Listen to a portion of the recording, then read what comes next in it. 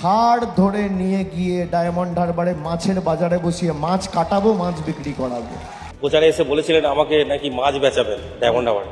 ওনাকে আমি বললাম আপনি আসবেন, আপনাকে ফলতায় মাছ ভাত খাওয়াবো।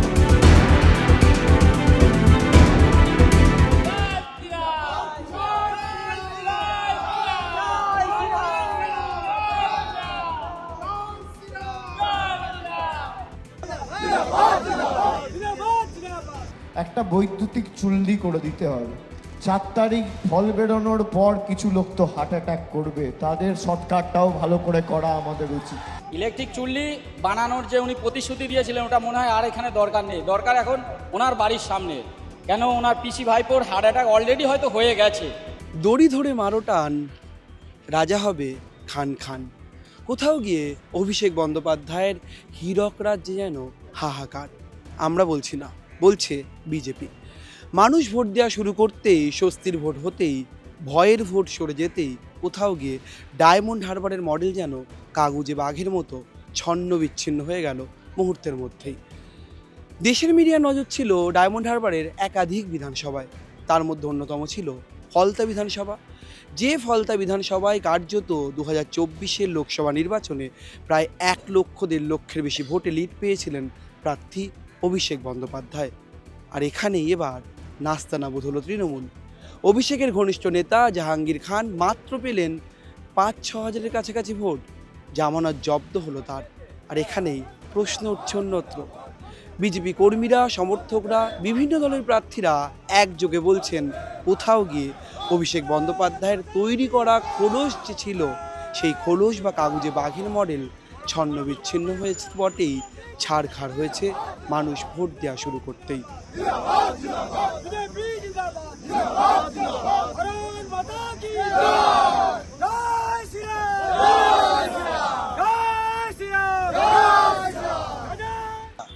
ওরা করতো কি ব্যালট পেপারে টেম মেরে দিত, আতর লাগিত, মানুষ ভয়ে ভোট, মানুষকে জোর করে ভোটটা কেড়ে নেওয়া হতো।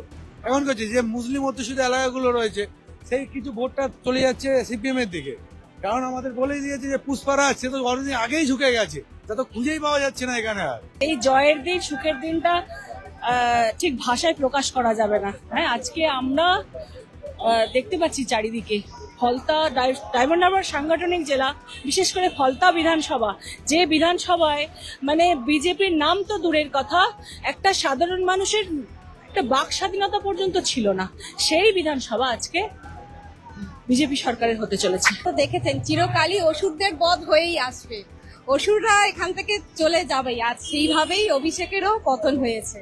ইলেকট্রিক চুল্লি বানানোর যে উনি প্রতিশ্রুতি দিয়েছিলেন ওটা মনে হয় আর এখানে দরকার নেই। দরকার এখন ওনার বাড়ির সামনে, কেন ওনার পিসি ভাইপোর হার্ট অ্যাটাক অলরেডি হয়তো হয়ে গেছে 4 তারিখের পর থেকে। ঠিক আছে, তার জন্য আমাদের ফলতার মানুষ শান্তিতে আছে। আমাদের ইলেকট্রিক চুল্লি তো এরা বাড়ির সামনে, অভিষেক ব্যানার্জির শান্তিনিকেতন যে বাড়ি আছে না, ওই বাড়ির সামনেই হবে। চুলি অটোমেটিক 15 বছরেতে উনি তৈরি করেই ফেলেছিলেন বাংলার হিন্দুদের জন্য। তার থেকে বেশি চুলি তৈরি করেছিল ফলতার হিন্দুদের জন্য। আর 15টা বছরে সেই চুলির মাধ্যমে জাহাঙ্গীর খানের হাত ধরিয়ে ফলতার মানুষকে সেই চুলিতে এতদিন শুধু জ্বালিয়েই এসেছে, ফলতার মানুষকে শান্তিতে থাকতে দেয়নি, রাতের ঘুম কেড়ে নিয়েছে। জাহাঙ্গীর খান 5,000 ভোটও টপকাতে পারেননি, কিন্তু কোথাও গিয়ে সিপিআইএম প্রার্থী শম্ভুনাথ কুর্মী তিনি দ্বিতীয় স্থানে যেমন রয়েছেন, প্রায় 22% বেশি ভোট তিনি পেয়েছেন। মডেল তো পুরো ভেঙে পড়লো দেবাংশুদা, মডেল তো প্রায় চুরমার। মডেল ফডেল আর কিছু নেই, ওনাকে আসতে বলবেন। উনি আমাকে বলেছিলেন যে ইয়েতে টিভি একবার ফলতায় প্রচারে এসে বলেছিলেন আমাকে নাকি মাছ বেচাবেন ডায়মন্ড হারবারে। ওনাকে আমি বললাম আপনি আসবেন, আপনাকে ফলতায় মাছ ভাত খাওয়াবো।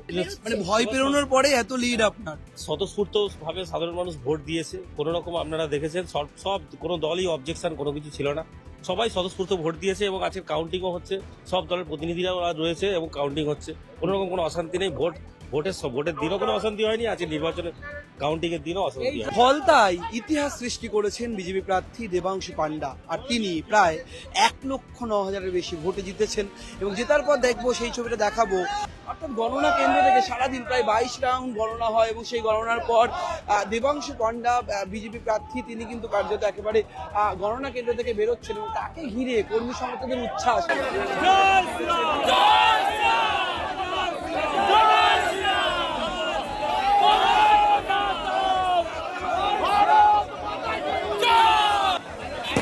তুলিবাজি রোশনায় অন্যদিকে দেবাংশু কন্যাকে ফুলের মালায় বরণ করে নেয় এক অন্য রকমের অনুভূতি কিন্তু, অর্থাৎ দেবাংশু কন্যা তার জয়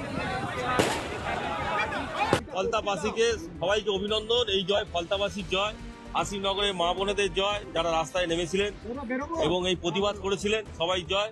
এই জিহাদিদের থেকে মুক্তি পাওয়ার জন্য যেভাবে পরিশ্রম করেছেন এবং সাধারণ মানুষ যেভাবে সাপোর্ট করেছেন, সবাইকে আমার অভিনন্দন। ফলতায় প্রবলেম রয়েছে, জলের সমস্যা রয়েছে, এসিজেডের সমস্যা রয়েছে, ফলতায় নদী বাঁধের নিয়ে সমস্যা রয়েছে, এছাড়াও আরও বিভিন্ন রকম সমস্যা রয়েছে যেটা ফলতায় গণতন্ত্র ছিল না আর সাধারণ মানুষ কথা বলতে ভয় পেত, সেইটা ফিরে এসেছে। ভারতীয় জনতা পার্টির সরকার গঠন হয়েছে, ভারতীয় জনতা পার্টি ওখানে বিধায়ক রয়েছে, সব এখন ফলতার মতোই চলবে। ফলতা কারুর কথাই চলবে না, ফলতা কারুর মানে চোখ রাঙানিতে ফলতা ভয় পাবে না, ফলতায় মা বোনেদের উপর কোনো অত্যাচার হবে না, এটা আপনারা নিশ্চিত লিখে রাখুন।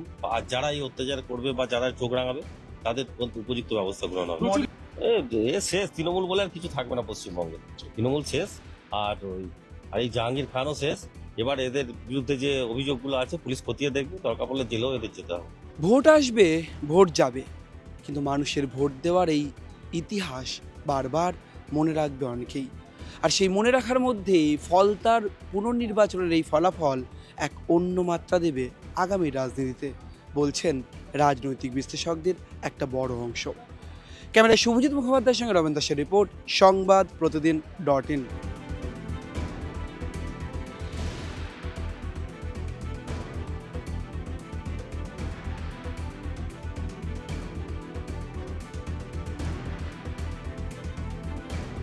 ফলো করুন সংবাদ প্রতিদিন ডিজিটাল।